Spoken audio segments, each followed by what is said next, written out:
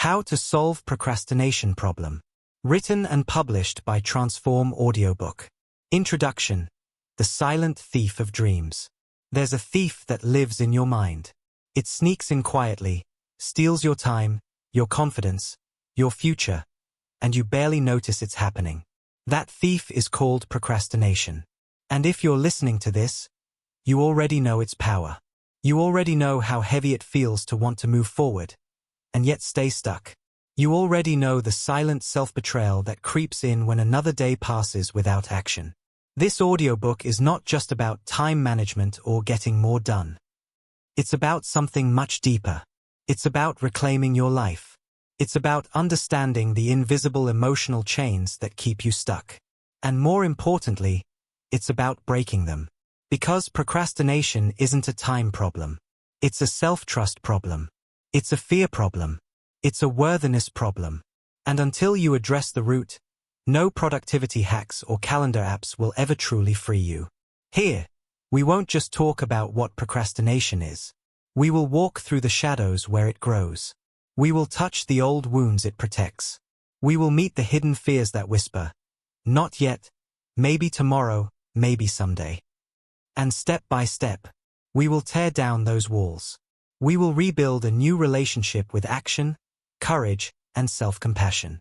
We will learn not just how to do more, but how to be more, without shame, without pressure, and without guilt. The journey won't always be easy. Change never is. But the transformation waiting for you on the other side is breathtaking. Imagine waking up tomorrow with a mind clear as a blue sky. Imagine feeling the momentum of a life moving forward, not someday, but today. Imagine looking in the mirror and finally seeing someone who keeps their own promises. You deserve that. You were made for that. Let me ask you something. Are you willing to stop waiting for the perfect moment and start creating the life you were meant to live today? Chapter 1. The heavy door you never opened. It always starts the same way. There's something you know you need to do. It sits there, quietly at first, like a closed door at the end of a long hallway. You glance at it. You tell yourself you'll walk over soon. You'll open it when you feel ready. When you feel stronger. When you feel less tired, less scared, less overwhelmed. But days pass. Weeks. Sometimes, even years. And that door? It stays closed. Its weight grows heavier in your mind.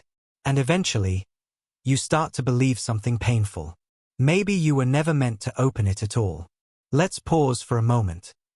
Is there a door in your life like that right now? A project, a dream, a difficult conversation, an application, a new beginning, something you've left untouched, not because you don't care, but because it terrifies you to your core? You are not alone. Here's the truth. Procrastination is not laziness. It is not weakness. It is not proof that you're broken, irresponsible, or doomed to fail. Procrastination is protection. It's your mind's way of saying, "I'm afraid. I don't want you to get hurt again." You may be wondering, hurt by what? By judgment. By failure. By disappointment. By shame. Somewhere along the way, you learned that trying was dangerous. That visibility was risky. That effort could be humiliated. And so now, your mind hesitates. It tries to shield you. Not realizing that in protecting you from pain, it is quietly stealing your future. The roots beneath the door. I remember a day, years ago, when I sat at my desk, staring at a blank page. I had a dream to write something that mattered. A dream so big it scared me. Every morning, I told myself today would be different. Today, I would sit down and begin. Today, I would find the courage. And every morning, something else pulled me away. Laundry, emails, errands that suddenly felt urgent. Anything to avoid the terror of that blank page. It wasn't until much later, when the ache of not trying grew louder than the fear of failing, that I realized something vital. I wasn't procrastinating because I didn't care. I was procrastinating because I cared too much. I was afraid that if I gave it everything, and it wasn't good enough, it would mean I wasn't good enough. Let me ask you something. How many dreams have you postponed because deep down, you're terrified of what their outcome might say about you? A new way to see the door. Here's what I want you to imagine. That heavy door at the end of your hallway? It's not locked. It's not cursed. It's not a test of your worth. It's simply waiting.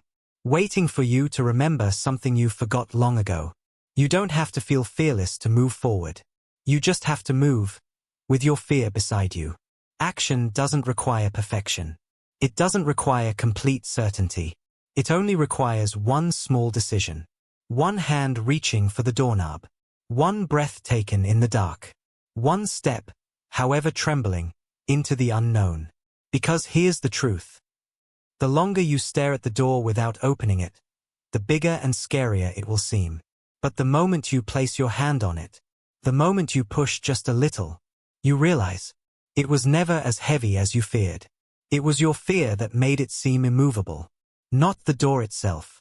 Practical takeaway, lightening the door. Let's make this real.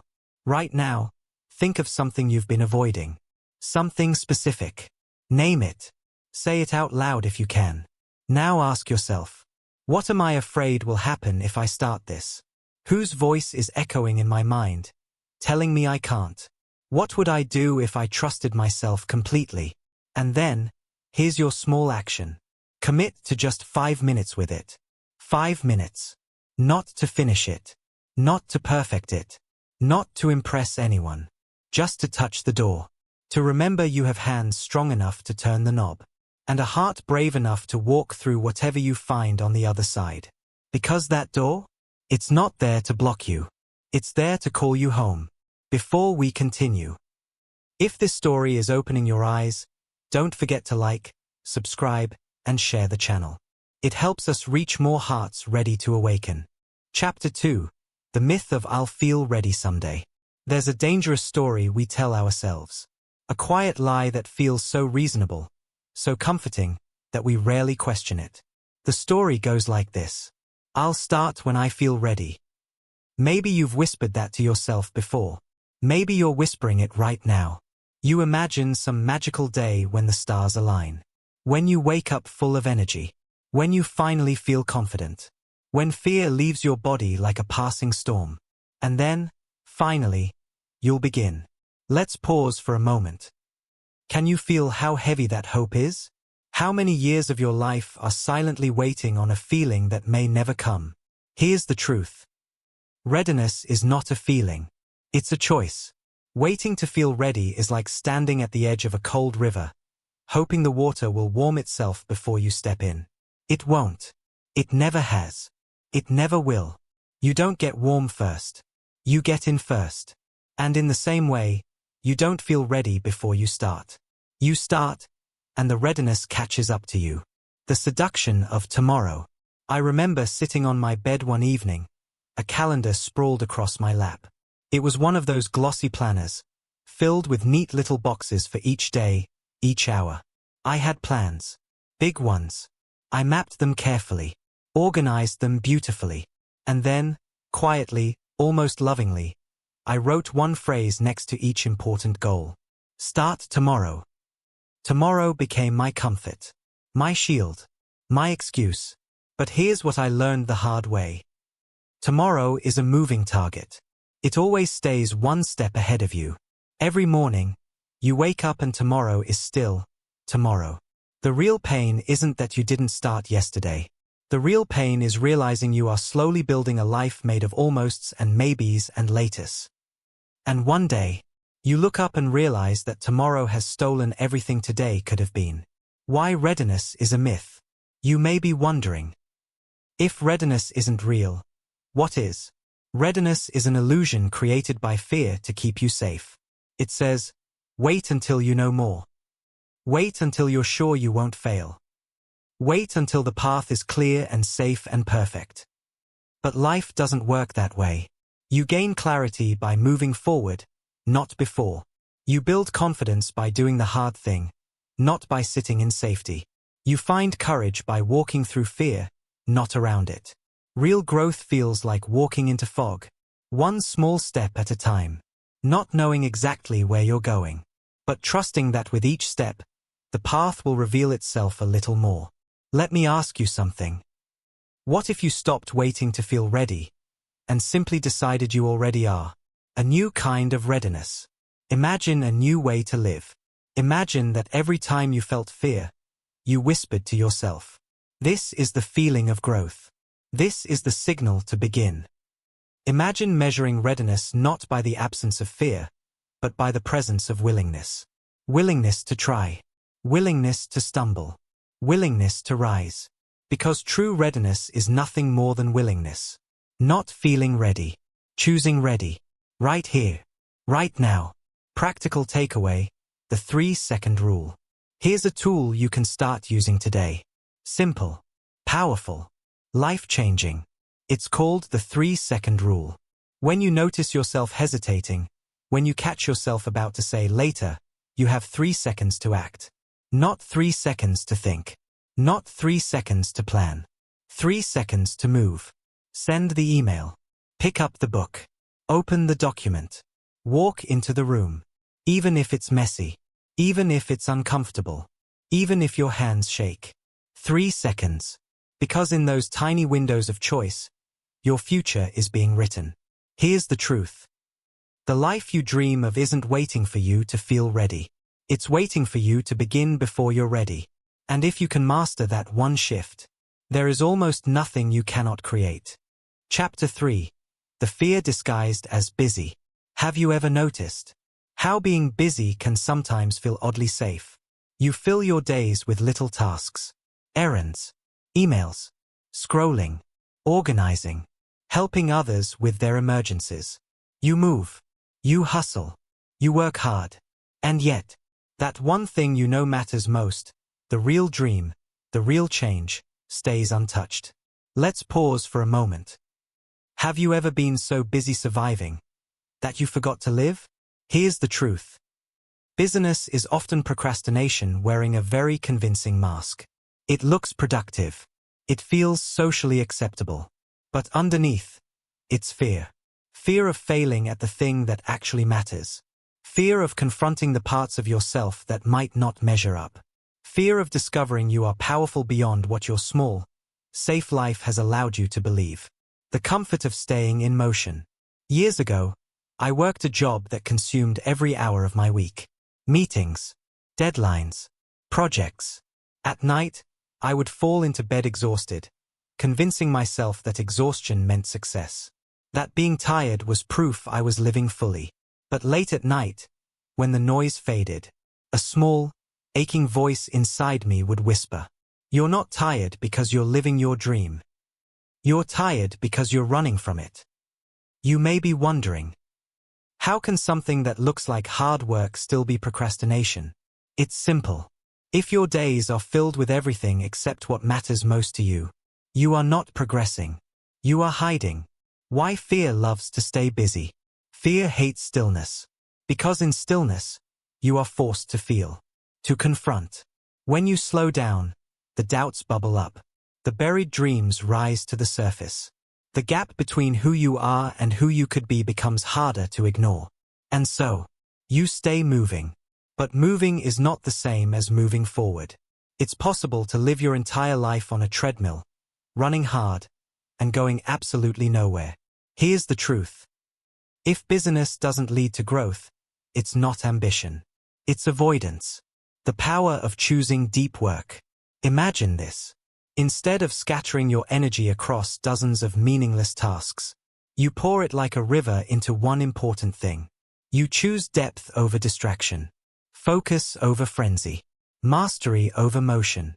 You become someone who touches what matters every single day, even if only for a few minutes. Even if imperfectly, because consistency at what matters beats excellence at what doesn't. Practical takeaway, daily one thing practice. Here's a practice to anchor yourself. Every morning, before the world pulls you in 100 directions, ask yourself one simple question. What's the one thing I could do today that would truly move my life forward? Write it down, circle it, protect it, and then, no matter what, touch that one thing first. Before emails. Before social media. Before the busyness of being busy. Even if it's messy. Even if it's short. Touch your dream every single day. Because the life you want isn't hidden in a million tiny tasks. It's hidden in the brave, quiet moments when you choose depth over distraction. Let me ask you something. What would change in your life if you devoted just the first 30 minutes of your day to what matters most, before everything else had a chance to steal it? Chapter 4. The Invisible Chains of Perfectionism. There's a silent weight that wraps around so many dreams. It feels like ambition. It feels like high standards. But in truth, it's another form of fear. It's called perfectionism. And it's one of procrastination's oldest, cleverest disguises. Let's pause for a moment. Have you ever delayed starting something because you were terrified it wouldn't turn out perfect? Here's the truth. Perfectionism doesn't make you better. It makes you stuck. It whispers, if you can't do it flawlessly, don't do it at all. It demands that the first draft be a masterpiece. It demands that every step be certain. It demands that you already be an expert before you even begin. And so, you don't begin. You stay trapped in the prison of almost ready, not quite good enough, and maybe later. The illusion of the perfect beginning. There was a woman I once knew, a brilliant painter. Her sketches were breathtaking. Every line she drew seemed alive. But her canvases? They stayed blank. For years, she bought supplies, prepared her studio, imagined her exhibitions, planned every detail. And yet every time she stood before the blank canvas, she froze. Why? Because the moment the first stroke touched the page, it would no longer be perfect. It would be vulnerable. It could be judged. She loved the dream of the painting more than the imperfect reality of creating it. You may be wondering, how often have you stayed in the dream? Because it felt safer than risking an imperfect reality. Why perfectionism is self-protection. Perfectionism isn't about excellence. It's about protection. If you never finish, no one can judge your work. If you never start, no one can see you fail. If you never try fully, you can always tell yourself, I could have been amazing, if only I had tried. It's safer, isn't it, to live with the possibility of greatness than to risk discovering your limits? But here's the truth. The real tragedy isn't in falling short. The real tragedy is never giving yourself the chance to rise. Progress over perfection. Imagine living differently. Imagine falling in love with progress instead of perfection. Imagine valuing movement over mastery, trying over triumph, effort over applause. Imagine waking up each morning and whispering to yourself, I am allowed to be a beginner. I am allowed to learn. I am allowed to be messy, awkward, uncertain, and still worthy of success. Because every masterpiece you've ever admired, every book, every song, every invention, started as something raw, something imperfect. The difference wasn't talent. It was courage. The courage to create badly. The courage to move forward imperfectly. The courage to keep going when the voice inside said, this isn't good enough. Practical takeaway, the 70% rule. Here's a tool to set yourself free. It's called the 70% rule. Whenever you're about to start something, a project, a conversation, a change, aim for 70% readiness. Not 100%. Not flawless. Just 70%. When you feel about 70% prepared, you go. Because if you wait for 100%, you'll never move. The truth is, you'll learn the last 30% only by doing. You'll grow into the version of yourself that can handle it, but only if you start before you feel perfect. Let me ask you something. What dreams are still sitting inside you, waiting for a perfect moment that will never come? And more importantly, what could happen if you gave yourself permission to begin beautifully, courageously imperfect? Chapter 5. The Silent Weight of Unmade Decisions. There's a quiet exhaustion that creeps into your life when you procrastinate. An invisible heaviness that follows you everywhere. You wake up tired, even if you've slept. You feel distracted, even when nothing urgent demands your attention. You feel burdened, even though no one is standing on your shoulders. Let's pause for a moment. Have you ever felt that kind of heaviness and couldn't quite explain why? Here's the truth. Often, that weight is not the work you haven't done. It's the decisions you haven't made. Every choice you postpone becomes a silent passenger. Every "I'll decide later" clings to your energy. Until one day, you are carrying so much indecision that you can barely move forward at all. The invisible drip of mental clutter. I remember a season of my life when I felt exhausted all the time. No major crisis. No overwhelming workload. Just this constant, dull ache of fatigue. I thought maybe I needed more sleep. Maybe more coffee. Maybe a vacation. But none of it helped. And then, one evening, sitting at a messy kitchen table full of unopened mail, unfinished lists, and half-hearted plans, it hit me. It wasn't my body that was tired. It was my mind. I was carrying 1,000 tiny unmade decisions. Should I accept that opportunity? Should I end that relationship? Should I take that risk? Should I clean out the closet, start the book, call the friend, speak the truth? Each one seemed small on its own. But together, they became a storm. You may be wondering, how many unmade decisions are you carrying right now, without even realizing it? Why indecision drains you? Here's the secret no one tells you. Your mind is wired to seek closure. It craves completion. When you leave decisions hanging, it treats them like open browser tabs in your brain, constantly running in the background, burning your energy. Even when you're not consciously thinking about them, they're there, whispering, pulling, distracting. And the more tabs you leave open, the slower, foggier, heavier you feel. You don't need more time. You need fewer unmade choices draining your soul. Decision is a muscle. Making decisions isn't just an action. It's a skill, a muscle. And like any muscle, it gets stronger with use and weaker with neglect. The more you practice choosing, even imperfectly, the more resilient you become. The faster you recover from mistakes. The less terrifying the unknown becomes. Because here's the truth. No decision is ever truly final. Most doors swing both ways. Most choices can be adjusted, refined, redirected. But the only thing you can't correct is the choice you never made. Practical takeaway, the 2-minute choice rule. Here's a simple practice to start lightening your load today. If a decision will take less than 2 minutes to make it immediately. Right now. Without overthinking. Without rehearsing every possible outcome. Choose. Yes or no. Keep or discard. Start or delay with a clear, conscious reason, not fear. And for bigger decisions, set a timer. Give yourself a window, an hour, a day, a week, depending on the gravity. But once that window closes, you decide. Because clarity doesn't come from waiting for the perfect option. It comes from choosing and committing. Let me ask you something.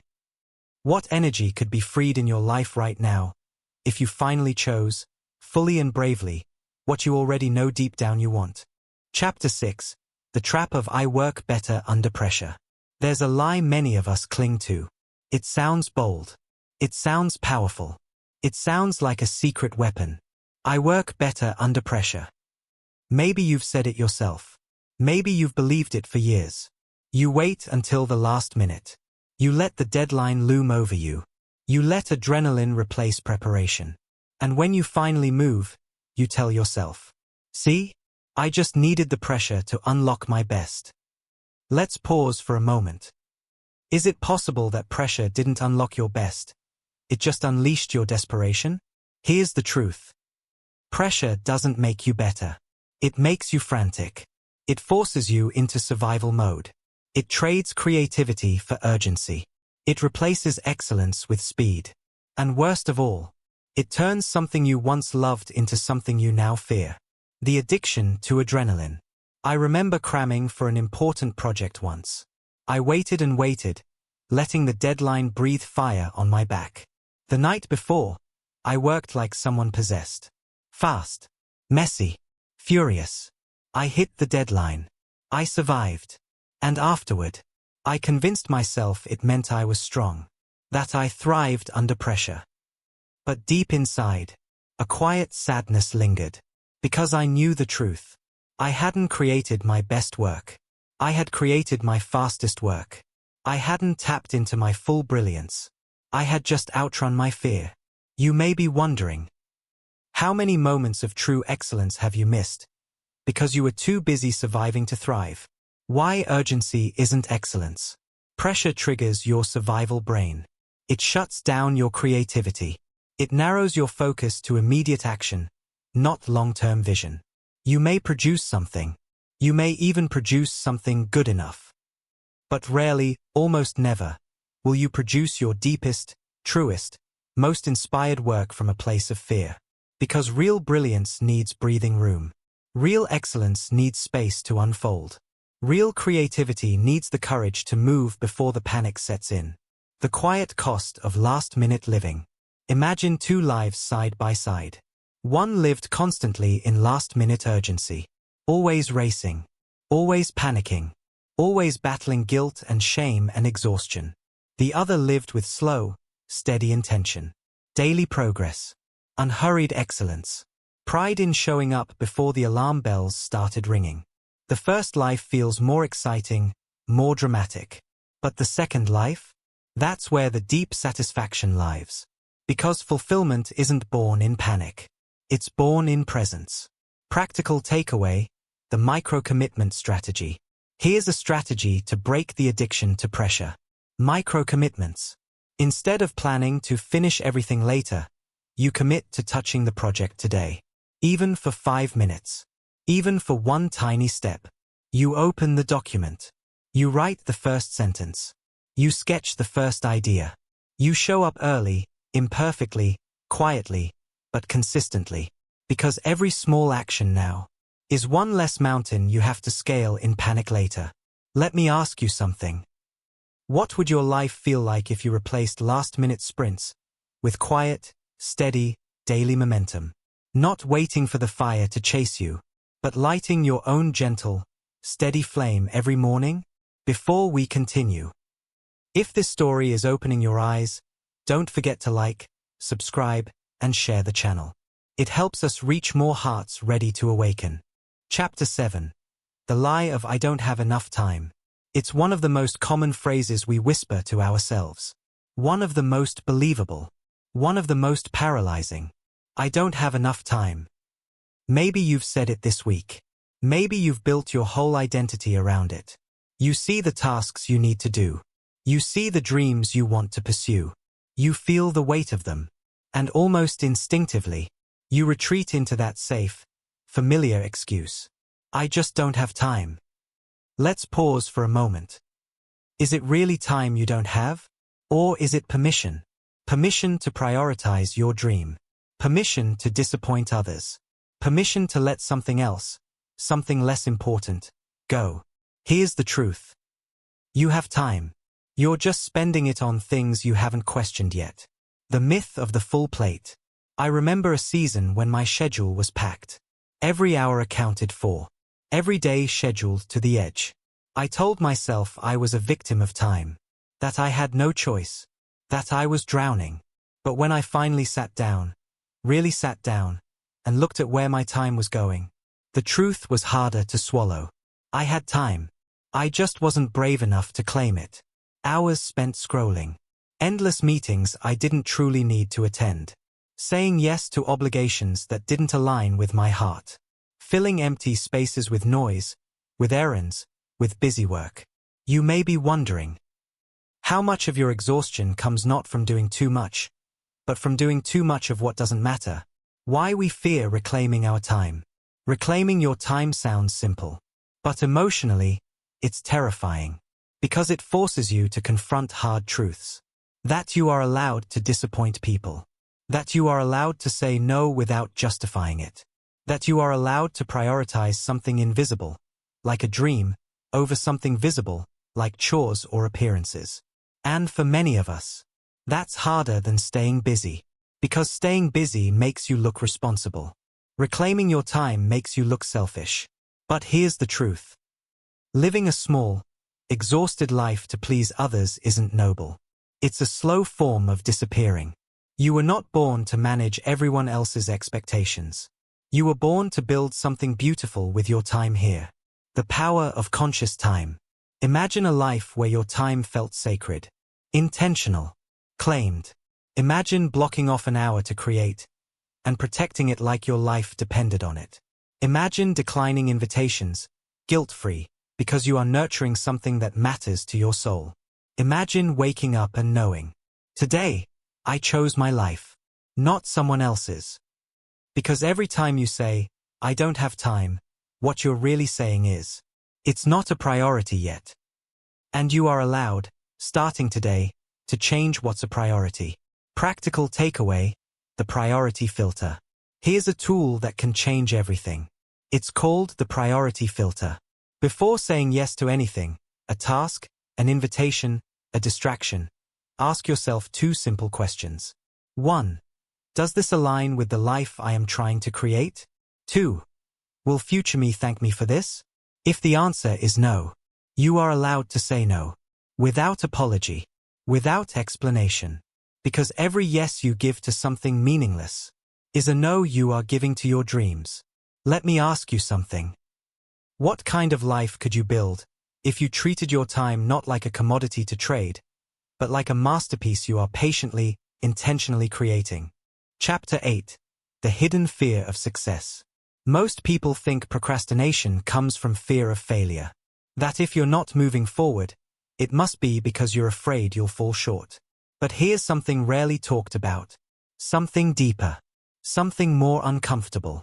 Sometimes, what you fear most isn't failing. It's succeeding. Let's pause for a moment. Have you ever felt a strange sense of fear? Not when you imagined falling, but when you imagined actually flying. Here's the truth. Success carries its own terrifying weight. It demands new standards, new responsibilities, new risks, and sometimes, staying stuck feels safer than rising. The fear of what happens next. I remember the first time I almost finished a big project. It was something I had dreamed about for years. I was this close. 1 chapter away. 1 final step. And suddenly, I stopped. For weeks, I found every reason to delay. Telling myself I was refining. Telling myself I was waiting for inspiration. But deep down, I knew the real reason. If I finished, if I succeeded, then the dream would no longer be a beautiful fantasy.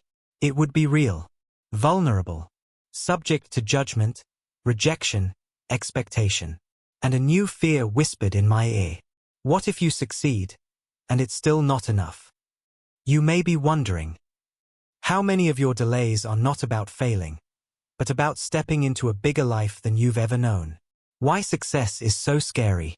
Success changes the story. It forces you to see yourself differently. It forces others to see you differently.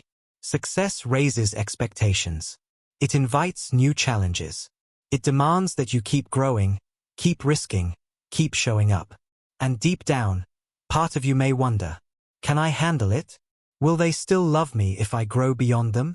What happens when the dream I chased becomes my new normal, and I have to dream even bigger?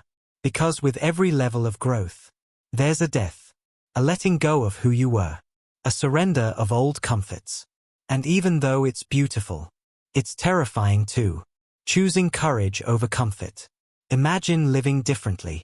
Imagine acknowledging the fear of success and choosing to move anyway. Imagine recognizing that fear not as a warning to stop, but as a sign you are stepping into your power. Because here's the truth. You were not built for a life of quiet fear. You were built for expansion, for movement, for becoming.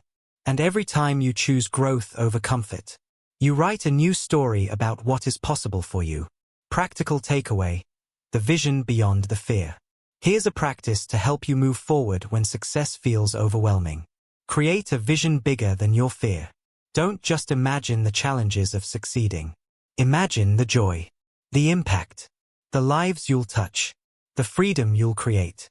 Let your why be so vivid, so burning, so alive, that it pulls you through the fear like a river current pulling a small boat. Write it down. Who do you become when you succeed? How does your life feel? Who is waiting for you to step into that larger life? Because when your dream is bigger than your fear, movement becomes inevitable. Let me ask you something. What if your hesitation isn't proof that you're unready, but proof that you are standing at the very edge of your next great becoming? And what if, right here, right now, you chose to leap anyway? Chapter 9. The Prison of All or Nothing Thinking. There's a pattern that quietly destroys dreams. It sounds so reasonable, so logical, so noble. If I can't do it perfectly, I won't do it at all. Maybe you've thought this before. Maybe it's shaped your whole relationship with action. You miss one workout, so you quit the program. You eat one unhealthy meal, so you give up on the diet. You miss one writing session, so you shelve the book forever. Let's pause for a moment. How many beautiful futures have you abandoned, simply because the path wasn't perfect? Here's the truth. All or nothing thinking is not strength. It's self-sabotage in disguise. It gives you an excuse to quit when things get messy. It gives you a way to protect your pride.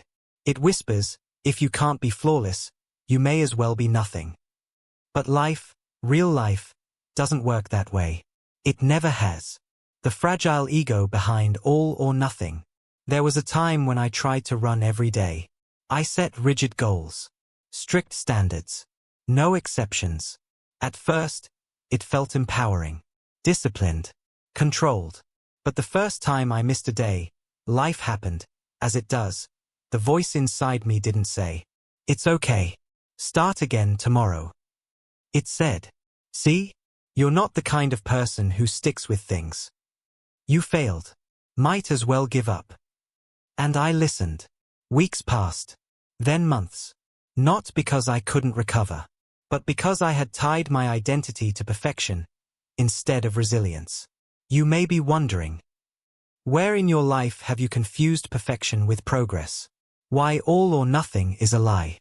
Progress isn't linear. Growth isn't tidy. You stumble. You pause. You detour. And every time you get back up, every messy, imperfect, human moment, you are building something far stronger than perfection. You are building endurance. You are building patience. You are building self-trust. Because anyone can move forward when everything is smooth. Real power is moving forward when it's not. Here's the truth. The people who create extraordinary lives aren't the ones who never fall. They're the ones who fall and rise anyway. The beauty of imperfect momentum. Imagine a different mindset. Imagine seeing every imperfect step not as a failure, but as evidence that you are alive, growing, daring. Imagine valuing consistency over intensity, forgiveness over punishment, movement over judgment. Imagine looking back on your life and seeing a masterpiece made of thousands of small, imperfect brushstrokes. Not a blank canvas labeled waiting for perfection. Practical takeaway, the restart rule. Here's a simple, powerful practice to transform your relationship with progress. The restart rule. Whenever you fall off track, whether it's after an hour, a day, or a month, you restart immediately. No guilt. No drama. No identity crisis. Just a quiet, steady return to action. Because success is not built by never falling. It's built by falling 1,000 times and rising 1,001. Let me ask you something. What if the greatest measure of your future success isn't how perfectly you perform, but how quickly, how kindly, and how courageously you restart? Chapter 10. The Illusion of Motivation. There's a dangerous myth that keeps millions of dreams locked away. A story so seductive, so comforting, that we rarely question it. I need to feel motivated before I can start.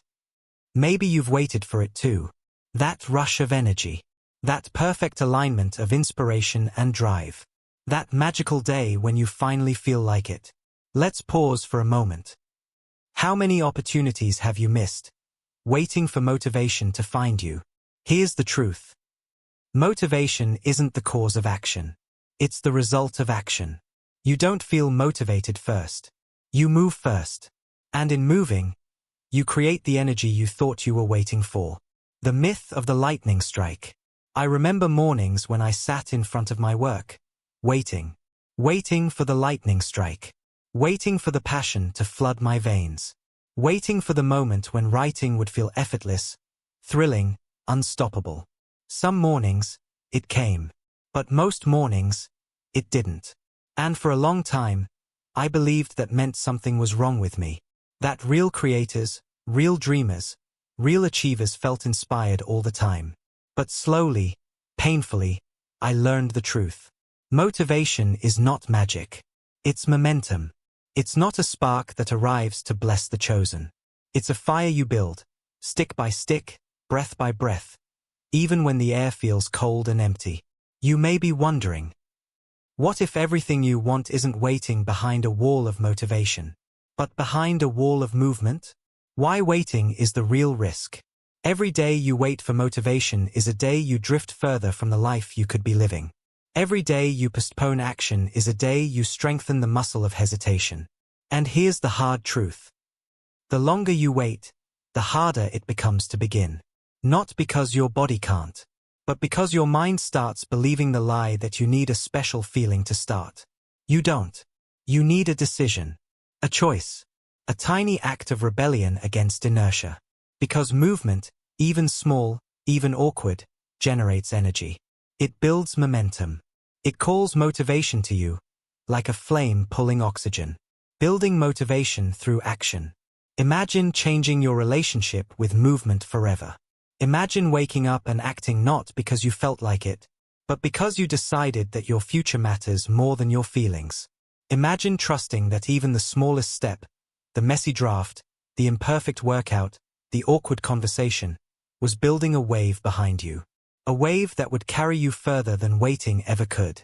Because every action you take is a signal to your brain. I'm someone who moves forward. And the more you act, the more motivation will follow. Practical takeaway, the 2-minute activation. Here's a practice that will change everything. The 2-minute activation. Whenever you don't feel motivated, commit to doing the task for just 2 minutes. Open the book. Lace the shoes. Write the first sentence. Make the first call. 2 minutes.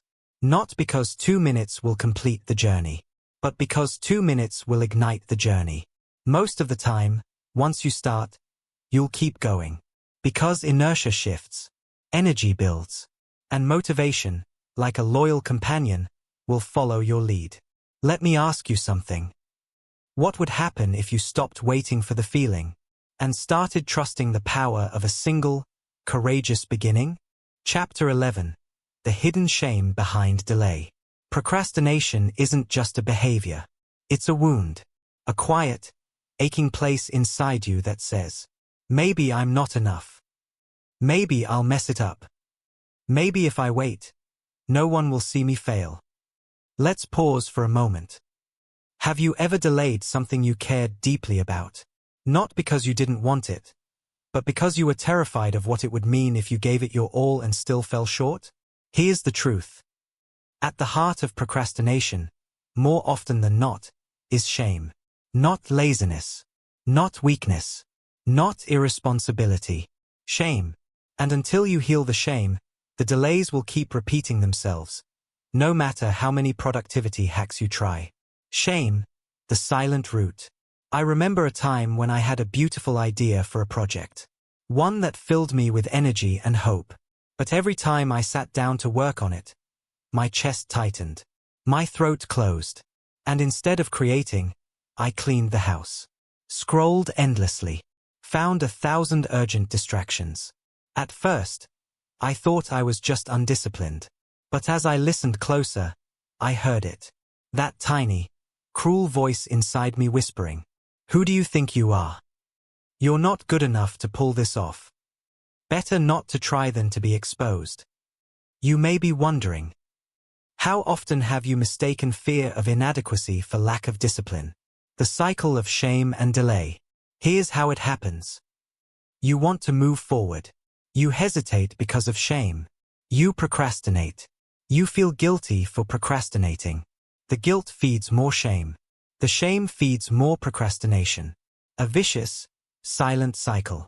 And the longer it spins, the heavier you feel. the harder it becomes to believe you can ever break free. But you can. Not by bullying yourself. Not by setting harsher deadlines. But by meeting the shame with something it has never known. Compassion. Healing, not hustling. Imagine living differently. Imagine recognizing procrastination not as a moral failure, but as a wounded part of yourself asking for kindness. Imagine whispering to yourself, "It's okay to feel scared. It's okay to feel uncertain. And it's still okay to move forward anyway." Because shame cannot survive compassion. It withers in the light of self-understanding. You don't heal by shaming yourself into action. You heal by loving yourself into courage. Practical takeaway, the self-compassion ritual. Here's a ritual to help you break the shame delay cycle.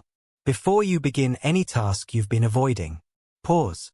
Place your hand gently over your heart. Say silently or aloud, "It's okay to be afraid. It's okay to feel uncertain. I am worthy, even if this is messy." Then, begin. Even the smallest act of self-kindness before movement can shift the entire emotional energy around the task. Because action fueled by fear leads to burnout. But action fueled by love? That leads to miracles. Let me ask you something. What might you be capable of if you stopped trying to earn your worth through perfect performance and simply allowed yourself to be worthy right here, right now? Chapter 12. The tiny betrayals that build big walls. Procrastination often feels sudden, as if one day you were full of momentum, and the next, stuck. But in truth, procrastination is built quietly, brick by brick, through tiny betrayals of yourself. The promises you break, the steps you delay, the moments you tell yourself, "It's not a big deal." Let's pause for a moment. When was the last time you brushed off a promise you made to yourself, thinking it didn't matter? Here's the truth. Every time you turn away from yourself, even in small ways, you teach your mind not to trust your own word. And without self-trust, movement becomes a battle instead of a flow. The erosion of self-trust. I remember the first time I set a small goal, a simple commitment to write for 15 minutes each morning. It seemed harmless when I skipped one day. Then 2. Then a week. Each time, I told myself, "It's okay. It's just a small thing." But deep inside, something more important was crumbling. It wasn't about the missed writing session. It was about the message I was sending to myself. Your word doesn't matter. And with every skipped promise, my own voice grew quieter. My own belief in myself grew weaker. You may be wondering, how often have you broken small promises to yourself and wondered why big dreams feel so hard to chase? Why self-trust is everything. Here's the truth. The strength to act doesn't come from motivation. It comes from trust. From believing, if I say I'll move, I will. If I set a goal, I'll show up, even imperfectly. Without that trust, even the smallest task feels heavy. With it, even the biggest mountains feel climbable. Self-trust is not built in grand moments. It's built in the quiet hours when no one is watching. When you choose to honor your own word, even when it would be easier not to. Rebuilding one brick at a time. Imagine starting today to rebuild that trust. Imagine seeing every small promise you keep, even 5 minutes, even a single step, as sacred. Imagine treating your own word to yourself like gold. Unbreakable. Non-negotiable. Not because you're harsh with yourself, but because you know, I am someone I can count on. And that belief, that quiet, unshakable self-trust, will change every part of your life. Practical takeaway, the one promise rule. Here's a simple, powerful practice. Every day, make one small promise to yourself. And keep it, no matter what. It can be tiny. Drink 1 extra glass of water. Write for 5 minutes. Move your body for 10 minutes. Declutter 1 drawer. Size doesn't matter. Consistency does. Because each kept promise is a new brick in the foundation of trust. Each kept promise is a signal to your mind. You can believe in me again. Let me ask you something. What could your life become If you built it on the steady, quiet power of promises you always keep, first to yourself, and then to the world? Chapter 13. The fear of being seen. Somewhere deep inside many of us is a fear that feels almost unspeakable. Not fear of failing, not fear of succeeding, but fear of being seen, truly seen, for who we are, for what we dream about, for what we dare to try. Let's pause for a moment. Have you ever delayed taking action, not because you didn't know what to do, but because doing it would expose a vulnerable part of you to the world? Here's the truth. Procrastination often isn't about the task. It's about protecting the tender parts of yourself you're afraid to reveal. The hidden safety of staying invisible. I remember a project that meant everything to me. Something personal, something raw. When I thought about sharing it, my chest tightened. Not because I didn't believe in it, but because finishing it would mean putting a piece of my soul into the open.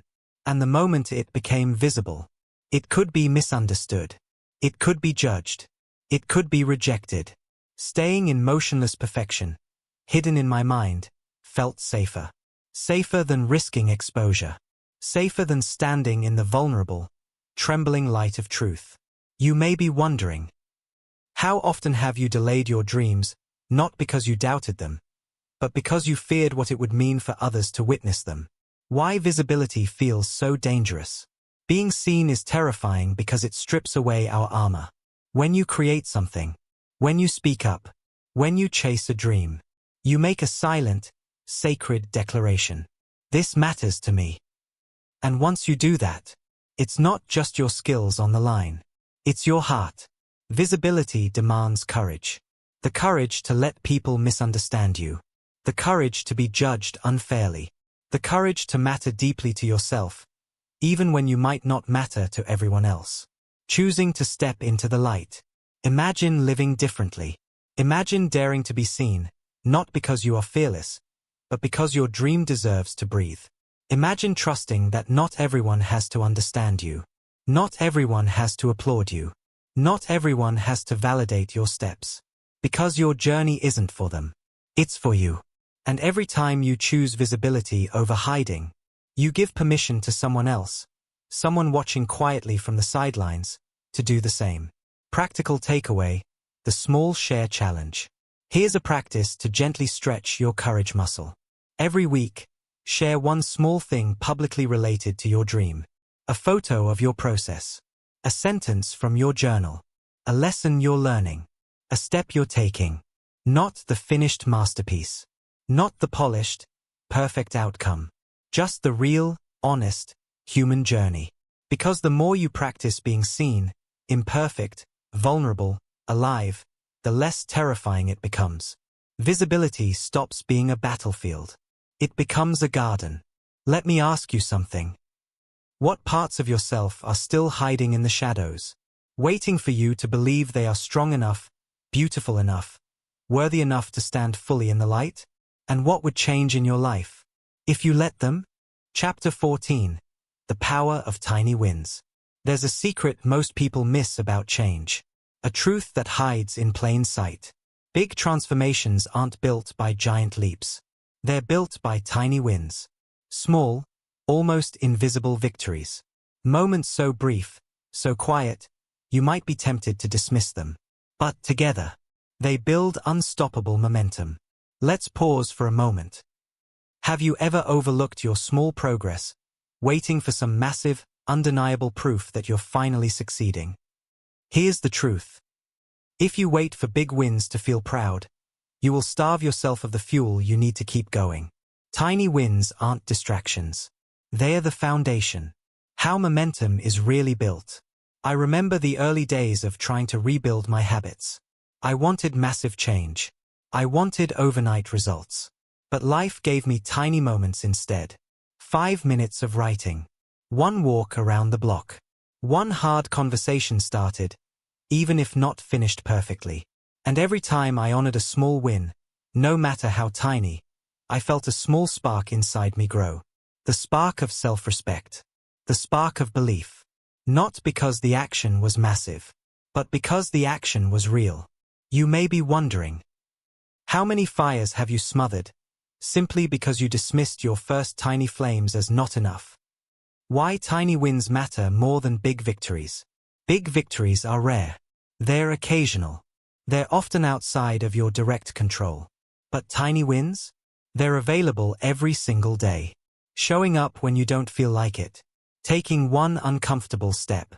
Honoring a promise to yourself, no matter how small. Each tiny win builds a brick in the fortress of self-trust.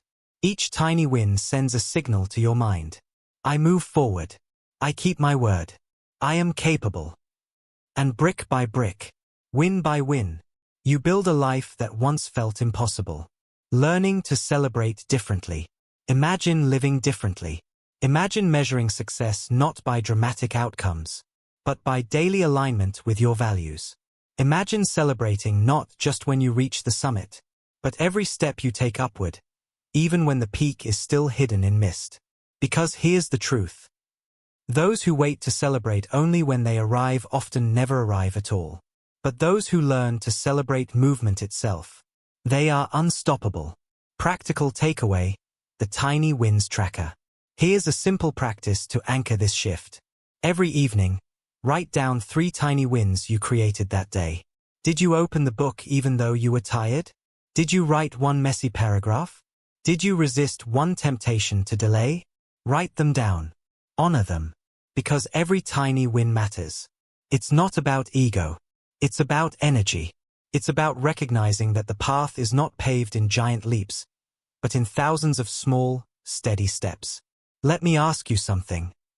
What kind of unstoppable life could you build if you started honoring the quiet victories that most people never even notice? Chapter 15. Becoming the person who acts anyway. There's a shift that happens in every person who overcomes procrastination. A quiet revolution. A line crossed deep inside the soul. It's not about becoming fearless. It's not about becoming perfect. It's not even about feeling ready. It's about becoming the person who acts anyway. Let's pause for a moment. What would change in your life if you stopped needing to feel perfectly confident before you moved? Here's the truth. The most successful, fulfilled people you admire didn't wait to be unafraid. They moved with fear sitting on their shoulder. They carried doubt in their pockets. And they acted anyway. The myth of confidence. I used to believe that confidence was a prerequisite for action. That I had to feel strong before stepping forward. That I had to feel sure before speaking up. That I had to feel brave before beginning something uncertain. But here's what life teaches you when you dare to look closer. Confidence isn't what creates action. Action is what creates confidence. Confidence is earned on the battlefield of uncertainty. One trembling step at a time. One imperfect effort after another. You may be wondering, what if every courageous person you admire started out feeling exactly as scared as you do? Moving with fear, not against it. Fear doesn't mean you're broken. It means you're human. It's a sign that you are stretching, growing, reaching into new territory. The goal isn't to eliminate fear. The goal is to stop letting fear decide your life. Imagine fear like a passenger in your car. It can come along for the ride. It can whisper from the backseat. But it doesn't get to grab the steering wheel anymore. You move. You act. You build. You create. With shaking hands, if necessary. With pounding heart, if necessary. But you move anyway. Trusting the process. Imagine your life a year from now if you committed to moving every day, even when you doubted yourself. Imagine the momentum you could build. Imagine the resilience you could develop. You don't have to trust the path fully yet. You just have to trust yourself to take the next step. Because that's all a journey is.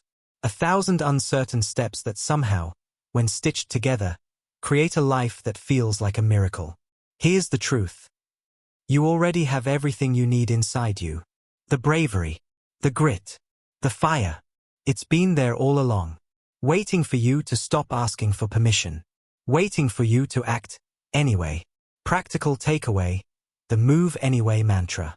Here's a practice to etch this shift into your heart. Every time you feel fear tighten around you, when hesitation rises, when doubt gets loud, whisper this to yourself. I move anyway. Say it before you sit down to work. Say it before you make the hard call. Say it when you're scared to take the next step. I move anyway. It doesn't have to be perfect. It doesn't have to be fearless. It just has to be real. Let me ask you something. If you stopped waiting for the fear to disappear, if you stopped needing the perfect plan, if you simply moved anyway, who could you become? And how soon could you become them? Chapter 16. The Art of Starting Small, Staying Steady. There's a quiet wisdom the world rarely celebrates. A secret to building a life of deep, unstoppable momentum. It's not about giant leaps. It's not about heroic bursts of energy. It's not about impressive beginnings. It's about starting small and staying steady. Let's pause for a moment. Have you ever burned out chasing a dream, simply because you tried to sprint when you were meant to walk? Here's the truth. Big change is never built on drama. It's built on devotion. Why small starts matter. I remember a time when I thought the only way to change my life was to overhaul everything at once. New routines, new goals, new identity, overnight. And for a few days, it felt electrifying. Invincible. Unstoppable. Until it didn't. Because willpower fades. Excitement fades. Perfection fades. And when they do, if you don't have steady, simple habits built underneath, everything collapses. You may be wondering, how many times have you confused excitement for sustainability? The strength of staying steady. Real transformation is quieter than you think. It's built in ordinary mornings when you show up before motivation arrives. It's built in evenings when you choose consistency over comfort. It's built in choosing the boring, faithful next step, over and over again. Small doesn't mean insignificant. It means sustainable. Because the person who moves a little every day will always outpace the one who moves a lot, occasionally. Here's the truth. Your future isn't decided by the days you feel heroic. It's decided by the days you show up even when you feel ordinary. Falling in love with the process. Imagine a life where you stop chasing dramatic results and start falling in love with steady movement. Imagine the pride of looking back after a year and realizing how far tiny steps carried you. Not because you sprinted, but because you refused to stop. Imagine measuring success not by intensity, but by faithfulness. Because intensity is loud, but short-lived. Faithfulness is quiet, but unstoppable. Practical takeaway, the 1% rule. Here's a practice that will quietly change your life. Every day, aim to improve just 1%. Write one more paragraph. Walk one more block. Practice one more minute. Stretch one more habit a tiny bit further. 1%. Not perfection. Not explosion.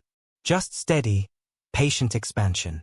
Because 1% every day compounds into a life that feels miraculous over time. Let me ask you something. What could your life look like a year from now if you stopped chasing giant leaps and simply showed up to take one small, faithful step every day? Chapter 17. The moment you choose yourself. There comes a moment in every real transformation. It's not loud. It's not dramatic. It doesn't come with fireworks or applause. It's quiet. It's personal. It's sacred. It's the moment you finally choose yourself. Not someday. Not when you're ready. Not when the world approves. Right here. Right now. Let's pause for a moment. When was the last time you truly chose yourself?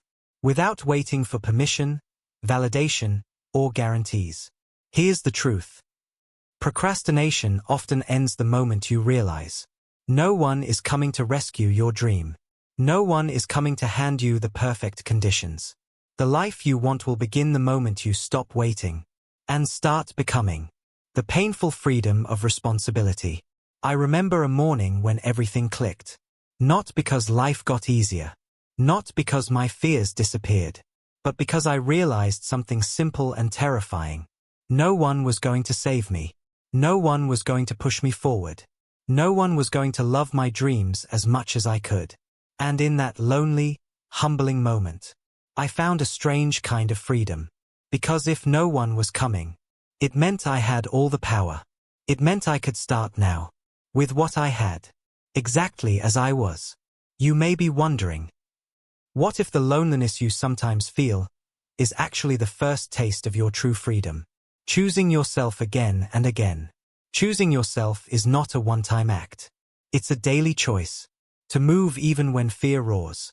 To start even when doubt whispers. To rise even when shame tugs at your heels. It's deciding, moment after moment, that you matter enough. That your dreams matter enough. That your life matters enough. Here's the truth. No one will ever hand you the perfect moment.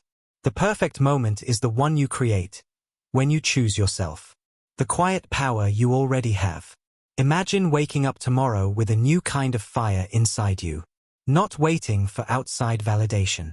Not waiting for the right feeling. Not waiting for motivation to strike. Just moving.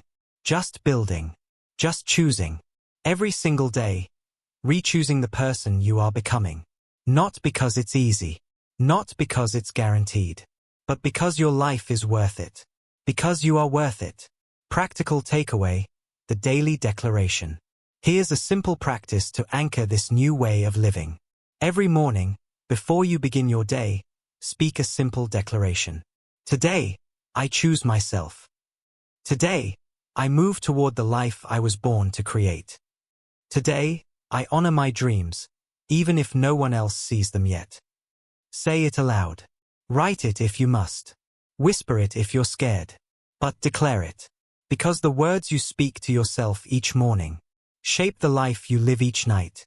Let me ask you something. If you began every day with the fierce, loving choice to honor yourself first, what kind of world would you build around you? And how soon could that world begin? Chapter 18.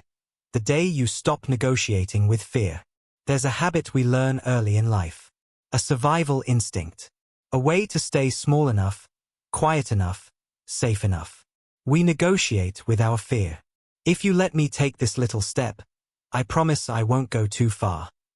If you stop making me so anxious, I'll stay here where it's comfortable. If you back off, I'll shrink my dreams just a little smaller. And for a while, it feels like it works. The fear softens. The panic lessens. But deep inside, something sacred dies. Let's pause for a moment. How many dreams have you downsized, delayed, or deserted just to keep fear happy? Here's the truth. Fear doesn't want compromise. It wants control. And every time you negotiate with fear, you lose a piece of your future. The endless demands of fear. I remember vividly the times I thought I could bargain with fear. I'll just stay in this job a little longer, then I'll pursue my calling. I'll wait until I feel completely confident, then I'll speak up. I'll build my dream when everything feels safer, calmer, more certain. But the goalposts kept moving. The deadlines kept extending. The dreams kept slipping further away. Fear never felt satisfied. No matter how much I offered, it always wanted more. You may be wondering, what parts of your life have been slowly shrinking under fear's endless negotiations? Why fear must be faced, not bargained with. Here's what no one teaches you growing up. Fear is not rational. It doesn't care about timelines or fairness. It doesn't honor promises. Fear only understands one language. Movement. When you move forward despite it, it loses power. When you stand still, hoping to appease it, it grows stronger. Here's the truth. You cannot outweight fear. You cannot outbargain fear. You can only outmove fear. Becoming non-negotiable. Imagine a new way of living. Imagine waking up and declaring, I don't negotiate with fear anymore. I move toward my dreams, not carefully, not timidly, but with bold imperfection. Fear can come along if it must, but it no longer decides the route. Imagine reclaiming your future, not by fighting fear endlessly, but by making it irrelevant. Because when you become non-negotiable with your dreams, fear can yell, fear can plead, fear can threaten, but you keep moving anyway. Practical takeaway, the non-negotiable commitment. Here's a practice to seal this shift into your bones. Today, Write down one dream you refuse to negotiate anymore. Just one. It could be tiny. It could be massive. But write it. Declare it. And every time fear tries to bargain with you, offering comfort, offering delay, you simply smile gently and move anyway. Because this time, you are not here to strike deals. You are here to build destiny. Let me ask you something. What future is waiting for you? On the other side of the life you would finally live, if you stopped making treaties with your fears? Chapter 19. Building a life you don't need to escape from. Most people don't procrastinate because they're lazy. They procrastinate because their lives don't feel like their own. They feel trapped, suffocated, buried under obligations, expectations, and silent resentment. And when your life doesn't reflect who you really are, avoidance becomes a form of survival. Let's pause for a moment. Have you ever caught yourself numbing, delaying, distracting, because the life you're living feels like a stranger's life, not yours? Here's the truth. You don't just need better habits. You need a life that feels worth showing up for. When your life is the problem, not you.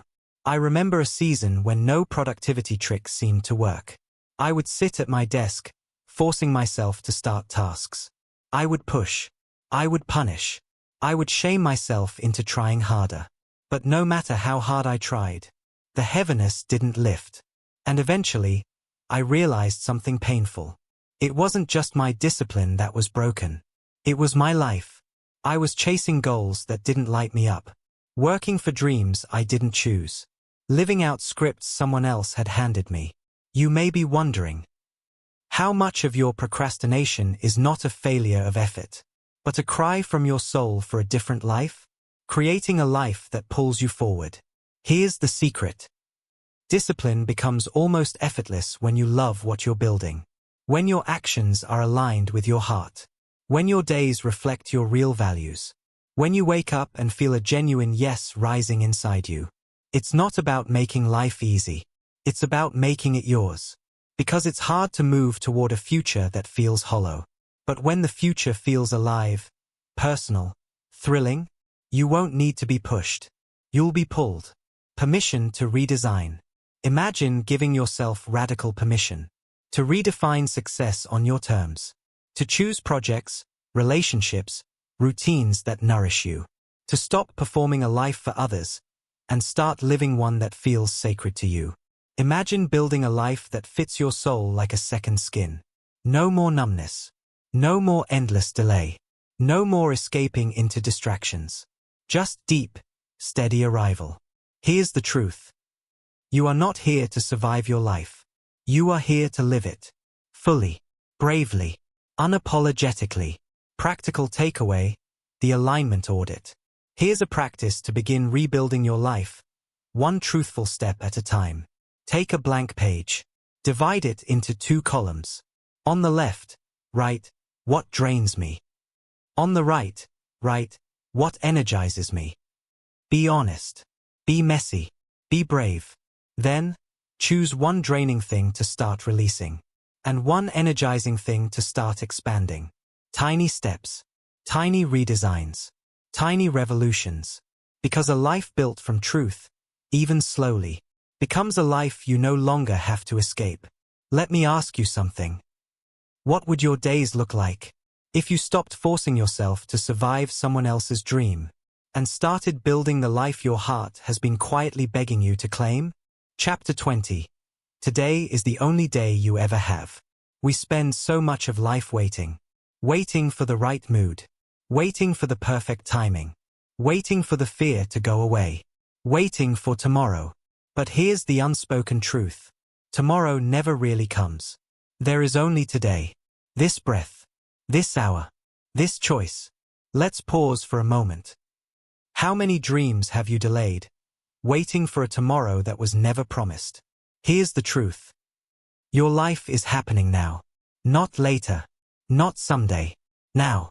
The illusion of endless time. I remember years of my life that passed in a blur. Good intentions. Detailed plans. Someday after someday after someday. I told myself I had time. I told myself it wasn't urgent. I told myself I would act later, when life was calmer, safer, easier. And quietly, the years slipped through my fingers. Not because I lacked desire, but because I forgot something essential. Today is a gift. Today is a canvas. Today is all there really is. You may be wondering, if you could feel, right now, the true fragility of time, what would you finally stop postponing? Choosing life, not delay. Imagine waking up tomorrow with one sacred truth etched into your heart. This day matters. Imagine treating today not like a rehearsal, but like the masterpiece it was always meant to be. Imagine seeing every tiny step, every courageous beginning, every trembling movement forward, as a sacred act of honoring your existence. Because you are not guaranteed another chance. You are not guaranteed another morning. But you are here now, breathing, listening, awake. And that is enough. Living without regret. Here's the ultimate freedom. To know that whatever happens, win or lose, rise or fall, you showed up. You tried. You dared. You lived fully. Because regret is not born from failure. It's born from never trying. And when you choose action over fear, again and again, you live a life that, no matter the outcome, you can be proud of. Here's the truth. Courage doesn't erase fear. It simply refuses to bow to it. And your life, the one you are meant to live, is waiting for your courage more than your perfection. Practical takeaway, the daily choice. Here's how you begin. Every morning, ask yourself one question. What would I do today if I truly remembered that today is my life? Then do it. Even if it's small. Even if it's messy. Even if it terrifies you. Do it. Because today is the only real battlefield you ever fight on. Today is where procrastination is defeated. Today is where the life you crave is born. Not tomorrow. Not someday. Today. Let me ask you something. If you stopped waiting for another chance, and lived today with everything you have, how different would your world look by sunset? Closing words. You are not broken. You are not lazy. You are not incapable. You are powerful beyond measure. You are brave, even when you tremble. You are worthy, even when you doubt. The chains of procrastination are not stronger than your will to live fully. They never were. And now, you know how to break them. One step, one breath, one courageous choice at a time. Your life is waiting. And you, exactly as you are, right now, are ready. Move forward. Choose today. And never, ever stop.